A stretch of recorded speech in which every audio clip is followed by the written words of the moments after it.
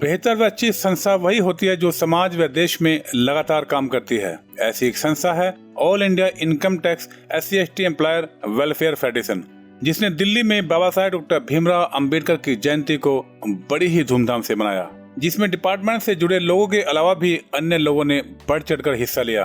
कार्यक्रम की शुरुआत में सभी विशिष्ट मेहमानों द्वारा बाबा साहेब की तस्वीर पर माल्यार्पण किया गया और मोमबत्ती जलाकर कार्यक्रम की शुरुआत की गई। तत्पश्चात स्टेज पर सभी विशिष्ट मेहमानों का स्वागत किया गया।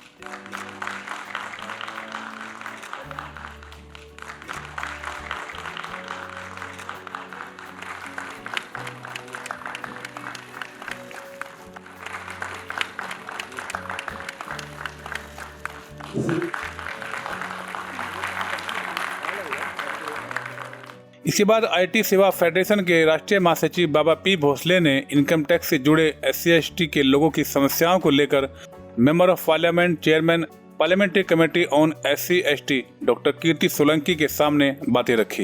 ये all India income tax SC/ST employees welfare federation ये जो 1994 में स्थापित हुआ है और पूरे 18 यूनिट जहाँ हर स्टेट में हमारे यूनिट्स हैं और हर जगह ऐसे फंक्शंस होते रहते हैं। और इसके बाद हमारा जो मेन मुद्दा जो है रिकॉग्निशन का पेंडिंग है सर, आपको उसके बारे में पता ही है। और दूसरी बात सर, आजकल डिपार्टमेंट में नया ट्रेंड चला है, जो सीनियर है सीनियर को जो उसको प्रमोशन देना चाहिए नहीं दिया जाता है। उनको बोला जाता है कि आपका 15% फुल हो गया तो आपको, या 7.5% फुल हो गया 7.5%, तो आपको SC/ST को प्रमोशन नहीं मिलेगा। जब तक आपका पोस्ट खाली नहीं होगा तब तक आपका पोस्ट प्रमोशन नहीं दिया जाएगा। इसके वजह से कई लोगों का सर रिवर्सन भी किया है और रिवर्सन आज भी चालू है। इंस्पेक्टर कैडर में, OS कैडर में, ITOs में रिवर्सन कर रहे हैं। और एडमिनिस्ट्रेशन हमेशा बहुत गलत तरीके से DOPT का इंटरप्रिटेशन जो OM है वो नहीं बोलता है। OM ये बोलता है कि जो junior is promoted, senior has to promoted. But हमारे केस में क्या रिवर्स उसको रिजर्वेशन पॉलिसी इम्प्लीमेंट किया जा रहा है। उसके लिए डिनायल ऑफ प्रमोशन ये दिल्ली यूनिट में हो रहा है सर, मैं आपको कॉपी भी दे दूंगा। और उसके बाद यहाँ सर SC/ST सेल की जो स्थापना एक पेपर पे है, बट उसमें कोई स्टाफ पोस्टेड नहीं है और कोई स्टाफ पोस्टेड नहीं होने से कारण SC/ST सेल काम ही नहीं करता।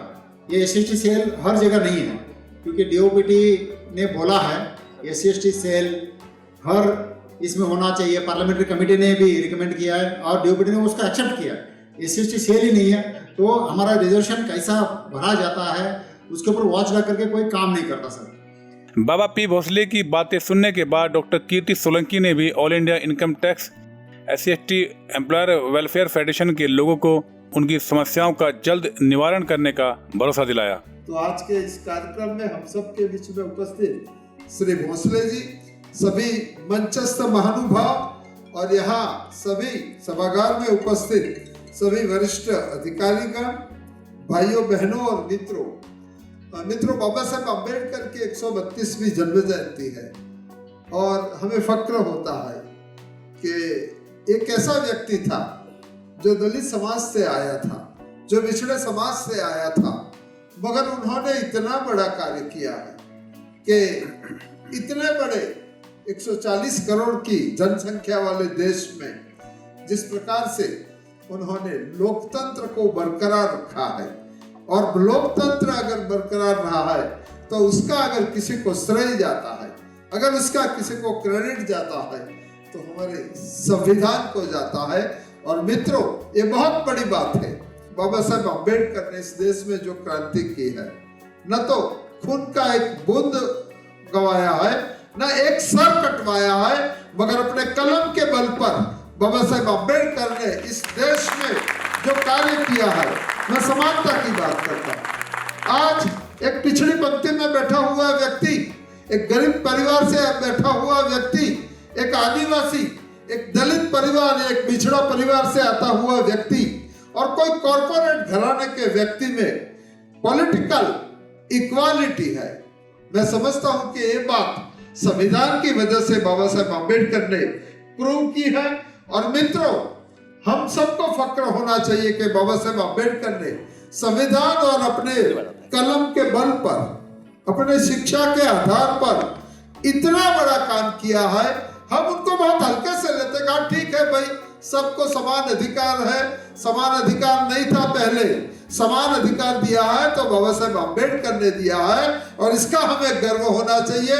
और वो भी जो खून की एक बूंद गवाए बिना भी बाबा साहेब ने इतना किया है। हमारी कमेटी ने, जो पहले थी ये कमेटी, पिछले 7 सालों में हमारे यशस्वी प्रधानमंत्री नरेंद्र भाई मोदी जी के आशीर्वाद से इस कमेटी ने एक अलग ही पहचान बनाई है। और इसके लिए अगर किसी को श्रेय जाता है तो देश के प्रधानमंत्री और भारत सरकार को जाता है, हमारे कमेटी के सभी सदस्यों को जाता है।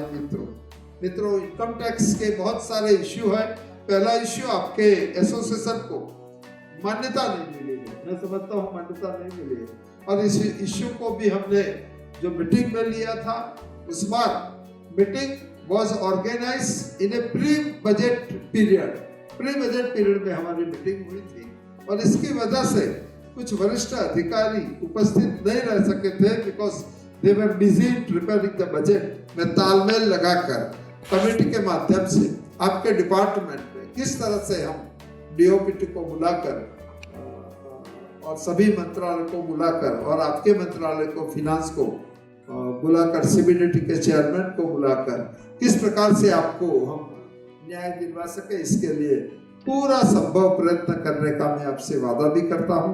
जय भीम, भारत माता की। इसके बाद अन्य मेहमानों ने भी अपने अपने विचार रखे। अगर हम लोग एक हो जाए, एक साथ मिलके इस लड़ाई को लड़ें कि जो संविधान में हमारे को जो हक, जो अधिकार मिले हुए हैं, वो सच्ची भावना के साथ सबको मिल जाए, तो मिल के अगर हम इस लड़ाई को लड़े तो मुझे लगता है कि कहीं ना कहीं हम सशक्त होंगे और हमारी जीत सुनिश्चित होगी। मैं कहना चाहता हूँ साथियों, बाबा साहब एक ऐसा व्यक्तित्व था, ऐसा नाम था, जिन्होंने समाज में हर वर्ग के लिए, हर क्षेत्र के लिए, हर कास्ट के लिए काम किया। उनको किसी एक व्यक्ति या एक जात से नहीं कहा जाता, वो एक सर्वव्यापी बुद्धिमान थे सर।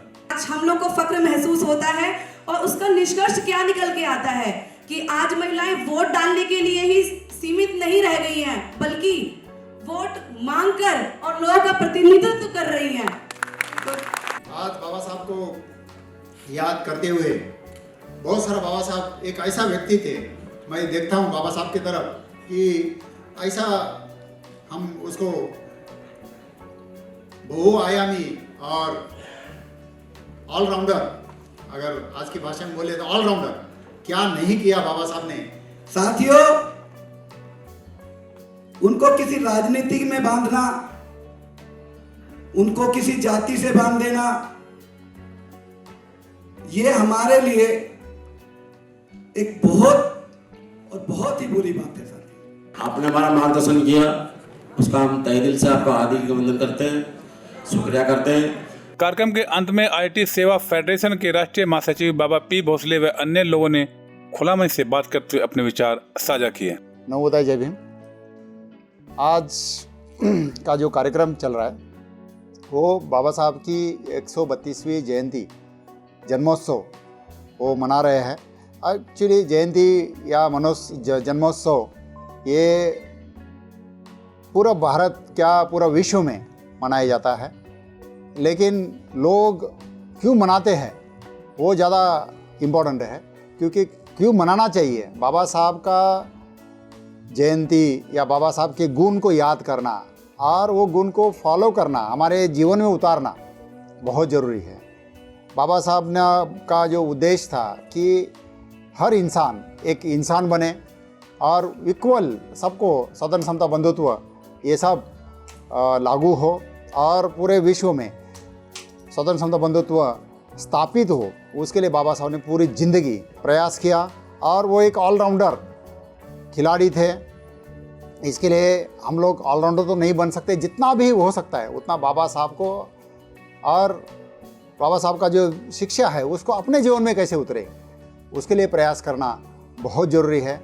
और बाबा साहब ने हमें रिजर्वेशन दिया और बहुत सारा फैसिलिटीज़ दिया, हक दिया।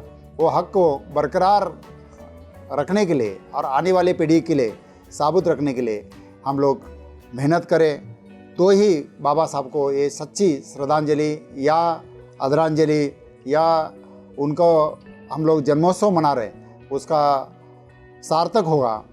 यही एक उद्देश्य है। इसी के साथ मैं सबको बधाई देते हुए जन्मदिन की बाबा साहब की आप सबको बधाई देते हुए नमो बुद्धाय, जय भीम। सबसे पहले सभी को नमो बुद्धाय, जय भीम, जय भारत, जय संविधान। आज जो हम बाबा साहब का 132वां जन्मदिन सेलिब्रेट कर रहे हैं अपने आयकर परिवार में बैठकर, उसके लिए हम पूरे समाज को, पूरे देश को अपने भाईचारा जो बाबा साहब ने हमें जो उपदेश दिए हैं शिक्षा का, संगठन का और संघर्ष का, वही हमारा एक उपदेश है। सबसे पहले तो हम संघर्ष इतना कर रहे हैं, संघर्ष ही भीतरा लग रहा हमारा।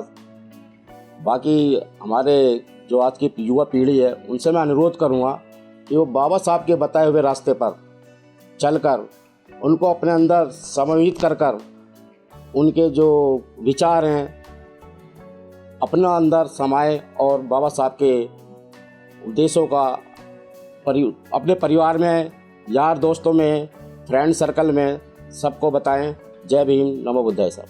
All India income tax SC/ST employer welfare federation विभिन्न क्षेत्रों में लोगों की जिंदगी बेहतर बनाने के लिए लगातार प्रयास कर रही है ताकि आने वाली पीढ़ी को एक स्वच्छ और बेहतर समाज मिल सके। इसी तरह के वीडियो को देखने के लिए वीडियो को लाइक, शेयर और चैनल को सब्सक्राइब करें।